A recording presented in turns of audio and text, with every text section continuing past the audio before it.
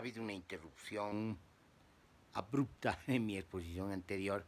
Bueno, esta es la continuación de la anterior. Estábamos hablando de la crítica y corresponde a la segunda exposición de la crítica. Em, en el transcurso de lo que íbamos diciendo decíamos que de la crítica moderna em, se tiene que entender que hay un nacimiento y ese nacimiento en la arqueología de la crítica tiene que ver con Emmanuel Kant, que es el filósofo que sienta las bases, por así decirlo, de la crítica, en la crítica de la razón pura, en la crítica de la razón práctica y en la crítica de la razón de juzgar, que en realidad podríamos llamar la crítica de la razón estética, si es que no encontraríamos una contradicción hablar de razón y de estética. Bueno, pero esas cosas vamos a dejarlas pendientes. Lo que nos interesa es mencionar las tres críticas y mencionar que en las tres críticas se establecen las bases mismas de la crítica, los cimientos de la crítica. La crítica de la razón pura pone las condiciones de posibilidad de la razón, del pensamiento, como una de las facultades más, entre otras facultades, ¿no? Para construir precisamente el entendimiento, la comprensión, el conocimiento y obviamente como facultades que no solamente logran construir el entendimiento, sino que establecen y se articulan a partir de ese rizoma, como interpreta Deleuze, del juicio, el juicio que adecua los medios a los fines. Hay una racionalidad, una capacidad operativa del juicio. Muy bien, y en ese transcurrir, en esa arqueología de la crítica, mencionábamos un antecedente importante que, visto de manera retrospectiva, puede considerarse también crítica, la filosofía de Spinoza, ¿no? Sobre todo esta concepción de la ética desde la perspectiva que él considera geométrica, podríamos decir desde una lógica geométrica, desde la geometría construye toda una serie de tesis, de exposición filosófica sobre la ética, cuya base más importante tiene que ver con la potencia y los atributos. Ella es una concepción panteísta.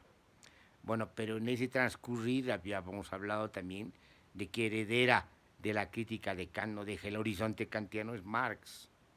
por más que les duela a los marxistas, que les gusta hacer propaganda, pero no hacer un análisis minucioso basado en fuentes y en los hechos, en este caso, de la historia de la filosofía o de la historia de la teoría o la historia del pensamiento. Y nos habíamos topado con la Tercera Internacional, y la Tercera Internacional no es exactamente crítica, no recoge las tradiciones críticas de Marx, de la crítica de la economía política, sino hace una propaganda de la crítica de la economía política, la convierte en una ideología y hace propaganda y busca sobre todo legitimar su función en el poder, es decir, en la dominación.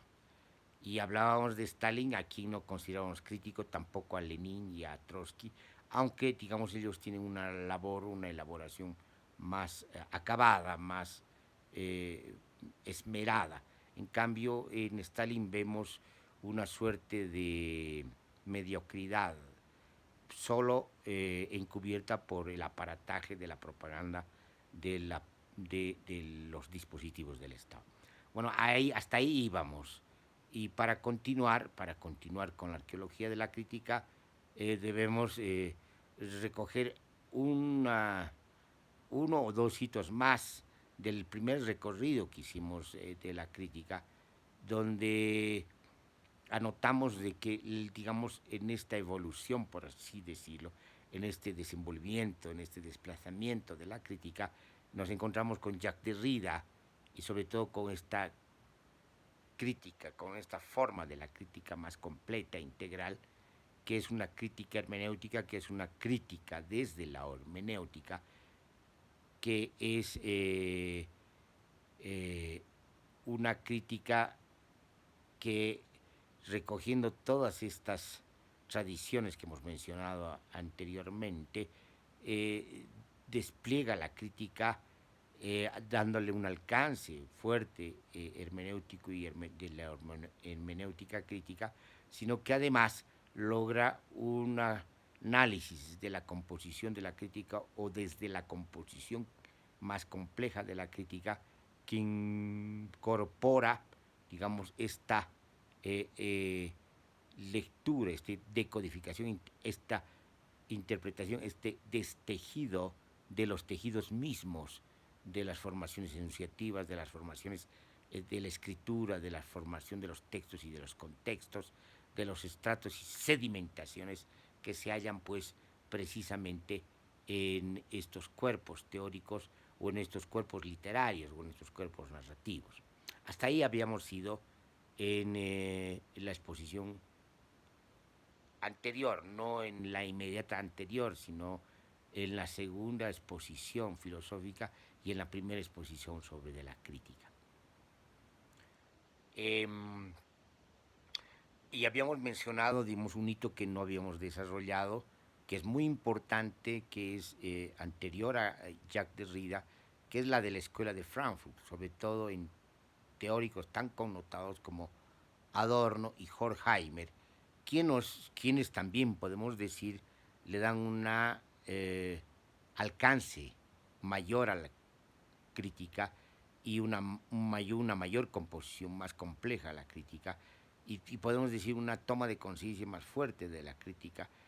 una conciencia de la crítica sobre la crítica misma, cuando establecen de que la crítica es iluminismo y el iluminismo lo que ha hecho precisamente es desprender una crítica. Entonces están hablando de la crítica en términos culturales, en términos de la cultura moderna, de ese aspecto portador, desenvuelto y fluido de la modernidad. Y cuando ellos proponen que en plena crisis, entre la Primera y la Segunda Guerra Mundial, en la plena crisis europea de la civilización moderna, del sistema mundo capitalista, pero sobre todo de la modernidad, era indispensable y es indispensable una crítica de la crítica, ya no en el sentido de los hegelianos de izquierda, sino en el sentido de Horkheimer y Adorno, este marxismo o este postmarxismo de la Escuela de Frankfurt. Y la crítica de la crítica sería una especie de iluminismo del iluminismo. Fíjense lo importante de lo que están planteando Horkheimer y Adorno, porque de la crítica ya no solamente sería una tarea, una labor del pensamiento, sobre el pensamiento, de una labor crítica del pensamiento sobre el pensamiento, sino que además sería una especie de desplazamiento, de despliegue, de ruptura, de transformación y metamorfosis iluminadora, lúcida, alumbradora, cultural. Entonces sería ya una tarea, si ustedes quieren, social, una sociedad que va desprendiendo su potencia crítica desde la perspectiva del iluminismo. Entonces, hasta ahí, digamos, tenemos un hito más en este recorrido. Los recorridos de la crítica obviamente son mucho más abundantes y habría que tocar, como habíamos dicho, otros autores y ir armando un mapa dinámico de la crítica. Nosotros queremos seguir con una reflexión sobre la crítica. Y ahora quisiéramos, además de tener esta tarea pendiente del mapa de la crítica, del mapa arqueológico de la crítica, lo que sí nos gustaría tener es una reflexión sobre la coyuntura, una coyuntura marcada en la emergencia de una crisis ecológica, de una crisis viral, de la crisis del coronavirus, que ha resultado ser de los virus más pandémicos y con mayor velocidad e impacto, sobre el cual, sobre su expansión, sobre su perfil epidemiológico, se ha montado toda una estrategia compleja de poder que va adquiriendo cada vez un carácter de panoptismo absoluto y de control totalitario. Como habíamos dicho también en otra exposición, que no es filosófica, sino es de un análisis, si ustedes quieren, político o biopolítico, o de la crítica del biopoder. El, eh, entonces, ¿por qué es importante la crítica en esta coyuntura? Es importante la crítica en esta coyuntura porque la crítica, teniendo como referente lo que hemos dicho anteriormente, nos permite desmontar las formaciones discursivas, las pretensiones de legitimidad, las ideologías en curso, sobre todo de los medios de comunicación, pero también de los enunciados o las formas enunciativas propagandísticas de los aparatos de Estado y de los aparatos del orden mundial. Eh,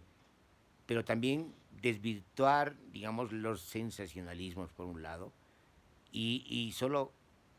quedarnos en los aspectos puntuales de las denuncias. De lo que se trata precisamente es de usar la crítica para iluminar, voy a usar esa palabra, sobre lo que está en juego, sobre las dinámicas de poder que están en juego, sobre las dinámicas de dominación que están en juego, sobre las transformaciones de los perfiles de las estructuras de poder y sobre las dinámicas de los perfiles epidemiológicos, pero también en el medio de los perfiles, de los reacomodos, de las readecuaciones sociales. Y en ese sentido es importante precisamente usar la crítica para criticar, es decir, en ese sentido, las ideologías en curso, pero también sus pretensiones de verdad, pero también que nos permitan, digamos, hacer un desmontaje de de una cultura moderna en plena clausura, en pleno crepúsculo, de una cultura moderna que se debate en su propia decadencia. Y en ese sentido no, es muy importante, digamos, eh, tratar de decodificar e interpretar lo que acontece como esta expansión epidemiológica y el efecto que tiene sobre los cuerpos, no solamente individuales, grupales, sino colectivos y sociales, y además el impacto que tiene obviamente sobre el majestuoso cuerpo, fabuloso cuerpo, corporeidad del planeta Tierra. Entonces, para interpretar de una manera más adecuada es indispensable usar la crítica. Y la crítica precisamente que pone en condiciones de posibilidad lo que ocurre, que hurga sobre las condiciones de posibilidad históricas, políticas, culturales de lo que está ocurriendo.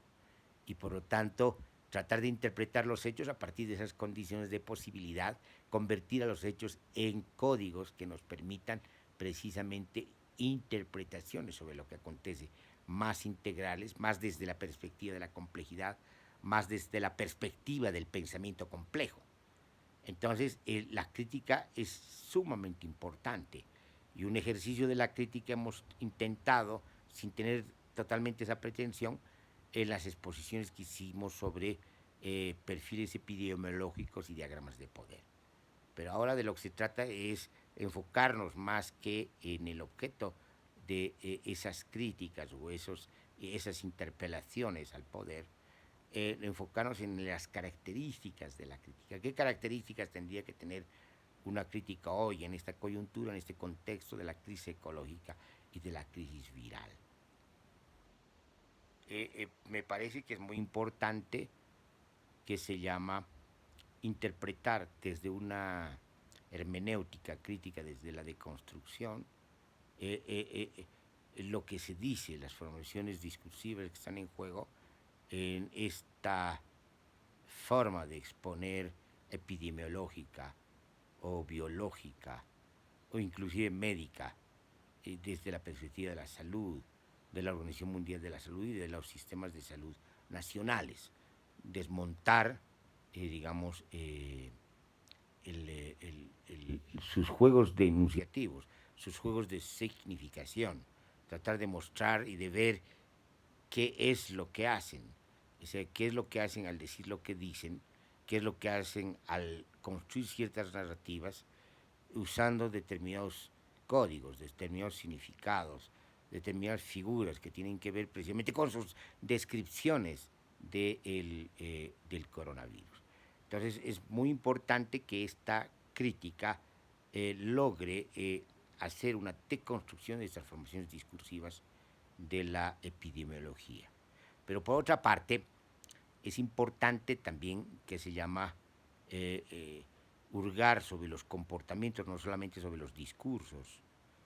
del poder, de los dispositivos del poder, de los aparatos ideológicos y los aparatos operativos, prácticos del poder, sino también del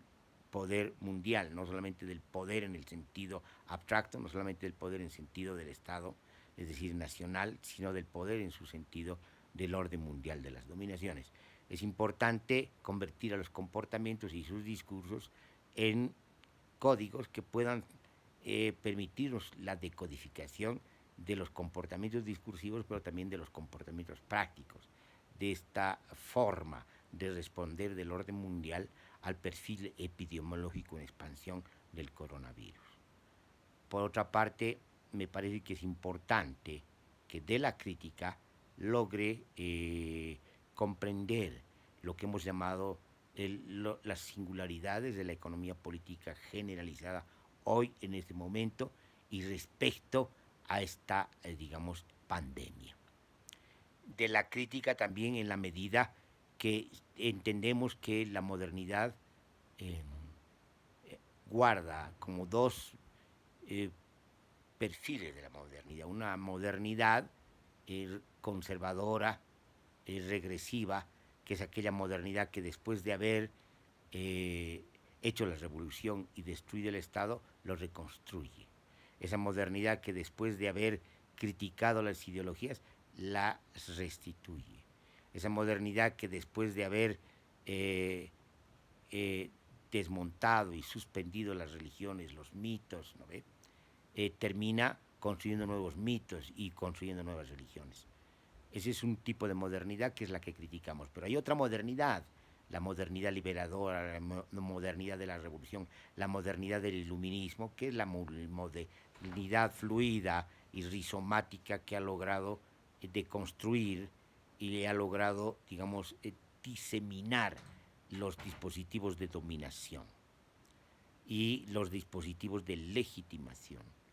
los dispositivos culturales que todavía, digamos, sostienen una cultura conservadora y nos abren más bien a culturas alternativas. Entonces, de la crítica tendría que tocar todos estos aspectos. Y al tocar todos estos aspectos, al desenvolverse en todos estos aspectos, nos permitiría eso, un efecto de la crítica que es la liberación del pensamiento, pero también la liberación de los cuerpos.